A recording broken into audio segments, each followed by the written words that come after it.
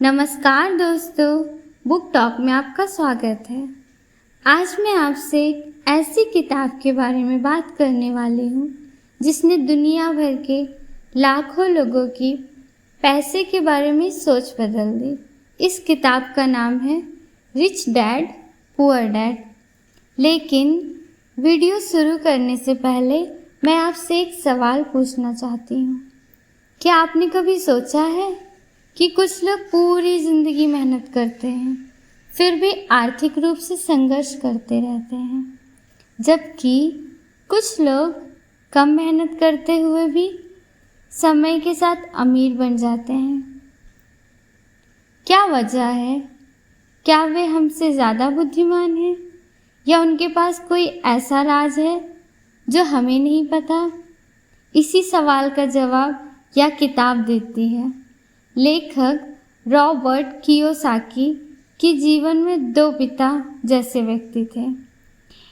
एक थे उनके असली पिता जिन्हें वे पुअर डैड कहते थे। वे पढ़े लिखे थे, अच्छी नौकरी करते थे और समाज में सम्मानित थे। दूसरे थे उनके दोस्त के पिता जिन्हें वे रिच डैड कहते हैं। उनकी पढ़ाई ज़्यादा नहीं थी लेकिन वे आर्थिक रूप से बहुत सफल थे। दोनों ने पैसे के बारे में अलग अलग बातें सिखाई। पुअर डैड कहते थे अच्छे नंबर लाओ, अच्छी नौकरी पाओ और सुरक्षित जीवन जियो। लेकिन रिच डैड कहते थे सीखो कि पैसा कैसे काम करता है। यहीं से दोनों की सोच अलग हो जाती है। पहली सीख, अमीर लोग पैसे के लिए काम नहीं करते, पैसे को अपने लिए काम करवाते हैं।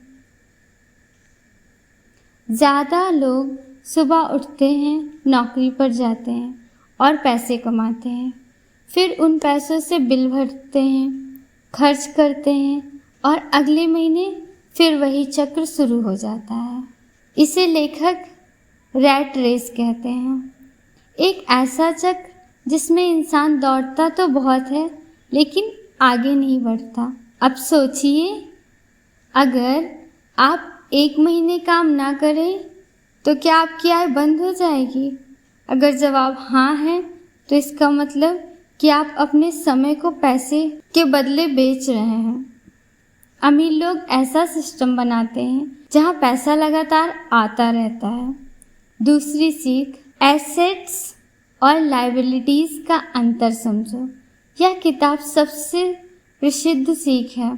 एसेट वह जो आपकी जेब में पैसा डालती है, लायबिलिटीज़ वह जो आपकी जेब से पैसा निकालती है। उदाहरण के लिए एक किराए पर दिया गया घर एसेट्स हो सकता है क्योंकि वह हर महीने आय देता है, लेकिन एक महंगी कार लायबिलिटीज़ हो सकती है क्योंकि उसका खर्च लगातार बढ़ता रहता है। समस्या यह है कि बहुत लोग लायबिलिटीज़ खरीद कर उन्हें एसेट समझ लेते हैं। फिर वे सोचते हैं कि वे अमीर बन रहे हैं, जबकि वास्तव में उनका खर्च बढ़ रहा होता है। तीसरी सीख, फाइनेंशियल एजुकेशन बहुत ज़रूरी है। स्कूल हमें गणित, विज्ञान और इतिहास सिखाता है, लेकिन बहुत कम लोग हमें यह सिखाते हैं कि पैसे को कैसे संभालना है, कैसे निवेश करना है, कैसे संपत्ति बनानी है, कैसे अपने पैसे को बढ़ाना है। लेखक कहते हैं कि सिर्फ ज़्यादा कमाना पर्याप्त नहीं है,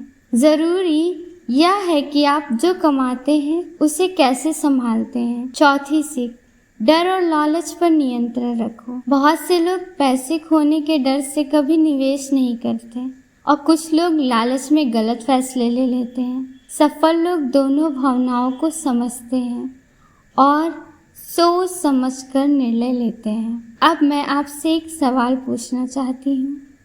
अगर आज आपको 1 लाख रुपए मिल जाए तो आप क्या करोगे?